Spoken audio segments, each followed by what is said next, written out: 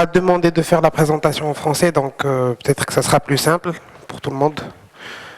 Je vous remercie d'abord d'être parmi nous aujourd'hui pour l'importance que vous donnez au tourisme, au secteur du tourisme au Maroc, et aussi au développement du produit touristique. Je sais qu'il y a un parterre de participants qui vient de différents horizons. Donc c'est la complexité du tourisme, c'est aussi la beauté du tourisme. Donc je vous remercie pour, encore une fois, d'être parmi nous. Donc, juste une petite présentation pour ceux qui ne connaissent pas la SMIT, the Moroccan Agency for Tourism Development.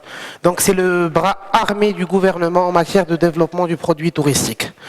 C'est la Société marocaine d'ingénierie touristique permet de développer le produit, de faire le suivi par rapport au développement, mais aussi d'être sûr que les prérequis de la vision 2020 puissent être respectés dans les normes, dans les délais, mais aussi dans la qualité.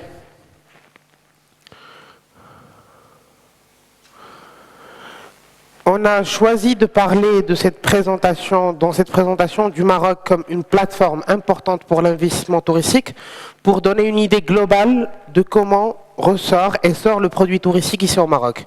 Il y a eu une vision qui s'appelle la vision 2010, qui a eu ses succès, qui a eu ses problèmes.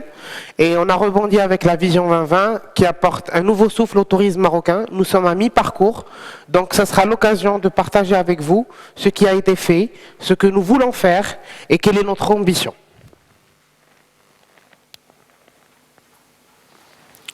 Donc, une petite présentation du secteur touristique au Maroc à travers le nombre d'arrivées de touristes. Nous sommes arrivés en 2014 à accueillir à peu près 10 millions de touristes. C'est vrai que nous sommes encore loin des 20 millions de touristes espérés à l'horizon 2020, mais c'est une étape très importante. Il y a eu la crise économique, il y a eu les crises sociopolitiques qui a connu la région, donc ça a eu un impact négatif, mais nous avons quand même réussi à atteindre les 10 millions de touristes qui étaient espérés. Nous sommes aussi arrivés à avoir à peu près 15 millions de nuitées en 2014, ce qui permet d'évaluer que le Maroc reste une plateforme attractive, que le Maroc en tant qu'entité qui est en Afrique, qui est dans le monde arabe, qui est dans le monde islamique, peut aussi accueillir des touristes à travers différents horizons.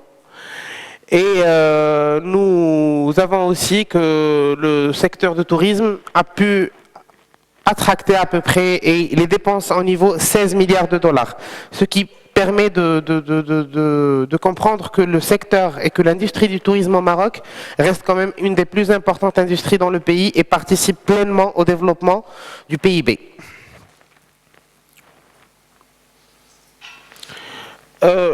On ne peut pas parler de produits touristiques ou de tourisme sans qu'il y ait l'importance de l'investissement direct étranger. L'investissement permet de développer le produit, permet de ramener un nouveau souffle pour le secteur.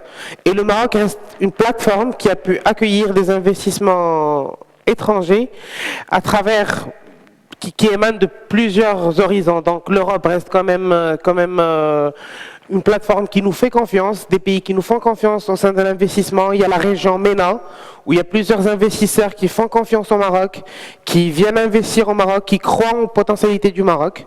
Et puis la région des États-Unis, mais aussi les îles Maurice, qui a quand même investi des sommes très importantes par rapport au tourisme.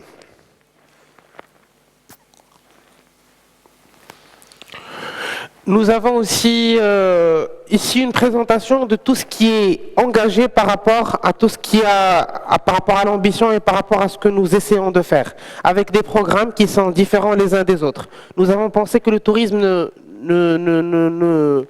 ne s'arrête pas uniquement à l'hôtellerie ou au resort, mais il est très important de diversifier le produit en créant un produit touristique capable de s'adapter aux besoins internationaux et capable de s'adapter aux nouvelles tendances du tourisme. Donc il y a l'éco-développement durable, il y a le culturel, il y a le tourisme, le maïs, le tourisme d'affaires, donc plusieurs produits qui nous permettent de diversifier l'offre et qui nous permettent de rendre le tourisme beaucoup plus attractif, beaucoup plus accessible et beaucoup plus divers.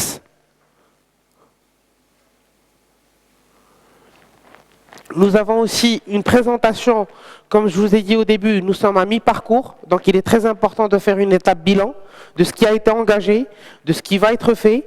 Nous sommes arrivés à peu près à 70% des ambitions en termes de vision 2020, en termes de capacité litière, mais aussi en termes d'investissement. La vision 2020 ambitionnait d'attirer 150 milliards de dollars en termes d'investissement direct étranger. Nous sommes arrivés jusqu'à présent à attirer 70 milliards, ce qui permet de voir des projets qui voient le jour, des projets qui ont recommencé. Il y a eu une redynamisation du plan Azur, une redynamisation des régions sur les 8 territoires touristiques divers. Donc il y a quand même une confiance qui redevient et qui va vers les investisseurs qui font confiance encore une fois au tourisme au Maroc, au secteur du tourisme au Maroc. La diversité dans cet investissement émane que le secteur de l'hôtellerie ou des projets balnéaires n'est pas uniquement le secteur cible pour les investisseurs. Il y a eu des investissements en matière d'animation, en matière de culture, en matière de revalorisation des médinas, en matière de revalorisation des petites bourgades à travers le projet Mdinti et Qariati, ce qui permet de donner un nouveau souffle aux produits touristiques et d'intégrer plusieurs secteurs au sein de ces produits. Il ne s'agit pas uniquement de projets de resort balnéaires, mais il s'agit de projets de resort intégrés, incluant un développement rural, un développement du produit culturel, du produit d'animation, du produit de restauration, ce qui permet de créer un nouveau souffle et ce qui permet d'impliquer plusieurs secteurs au sein du secteur du tourisme.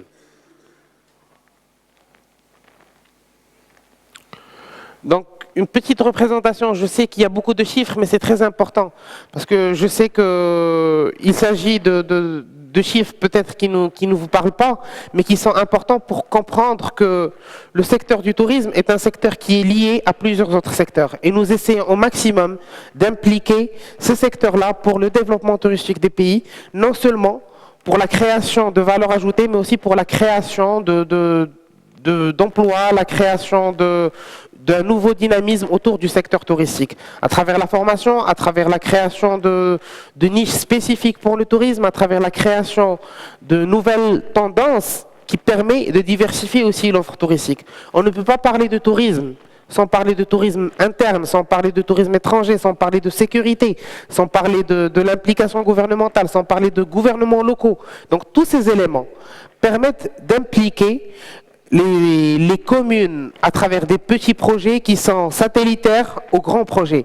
Donc c'est à travers cette politique-là qu'on essaie de développer le tourisme de manière générale.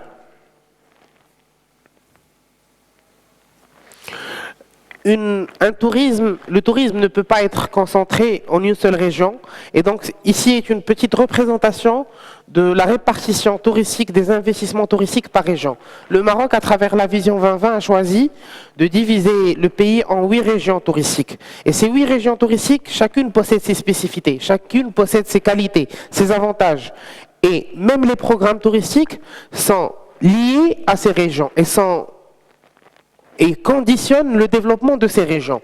Donc il y a eu une signature de 16 CPR, des contrats programmes régionaux, avec 16 régions au Maroc qui permettent de donner une feuille de route par rapport au développement du produit touristique, d'impliquer les acteurs locaux, d'impliquer les consultants locaux, d'impliquer les personnes qui travaillent dans ces régions, donc que ce soit des architectes, que ce soit des restaurateurs, que ce soit des élus, que ce soit des petites sociétés locales, des petites structures locales, tout le monde a été impliqué dans ces discussions, avec une feuille de route émanant de projets ambitieux, certes, mais des projets qui sont réalisables, vu qu'il y a une implication au niveau local et une implication au niveau central, et en impliquant aussi les élus, les communes, les participants et les administrations locales.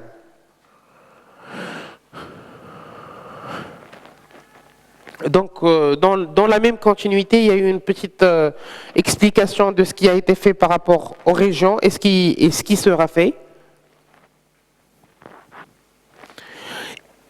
Il est très important aussi pour nous de vous montrer que plusieurs acteurs de qualité internationale ont fait confiance au Maroc, soit à travers le développement de projets, soit à travers le management de ces produits-là.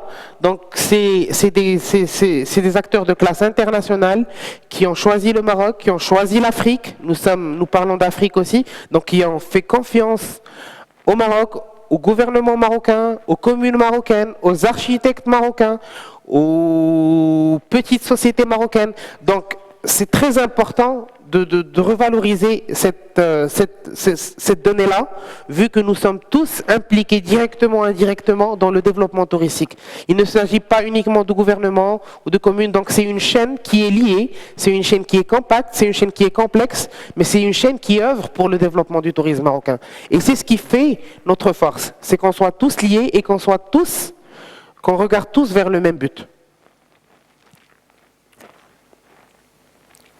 Donc ici, certaines aides gouvernementales, certains incentives qui permettent de voir l'aide que peut apporter le gouvernement aux investisseurs, aux développeurs.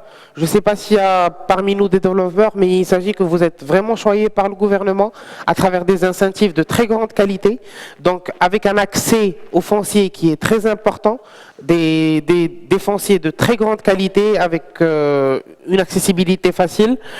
Aussi, il y a une participation du gouvernement au développement des infrastructures in-site et out-site, ce qui permet aussi de rendre la tâche par rapport aux développeurs beaucoup plus facile. L'État participe aussi à travers l'aide aux petits développeurs, avec une participation de 50, pas seulement, vu que le développement est un développement qui est complet, un développement qui inclut plusieurs secteurs et qui permet de donner un nouveau souffle au secteur du tourisme, qui est un secteur et qui est le secteur vitrine du pays. Je vous remercie pour votre attention.